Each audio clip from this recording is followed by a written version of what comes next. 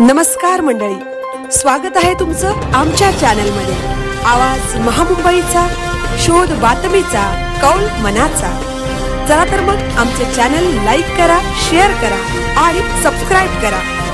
धन्यवाद। लक्ष्मण दत्तात्रय पाटील यांना महाराष्ट्र रत्न पुरस्कार।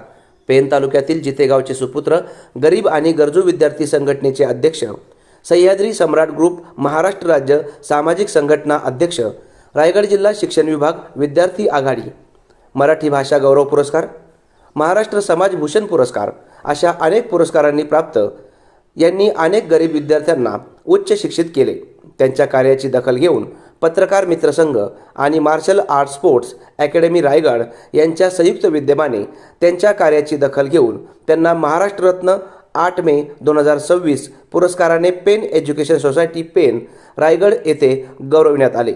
या कार्यक्रमासाठी प्रमुख पाहुणे श्री वैकुंठ शेठ पाटील, सभापती कृषी व दुग्ध पशुसंवर्धन रायगड जिल्हा परिषद, श्री अनिकेत भाई तटकरे, आमदार Arun Shirke, vice president Aditya Birla, advocate Mangesh Nene, अध्यक्ष Pen education society, Raju Pichika, Raj Kapoor Bagdi, Pritam Shashikant Patil, shihan Devidas Mane, Vishal Jadhav, Sachin Salunke, Kalpesh Shinde, Riya Mohan Patil इतर मोठ्या संख्येने मान्यवर उपस्थित होते।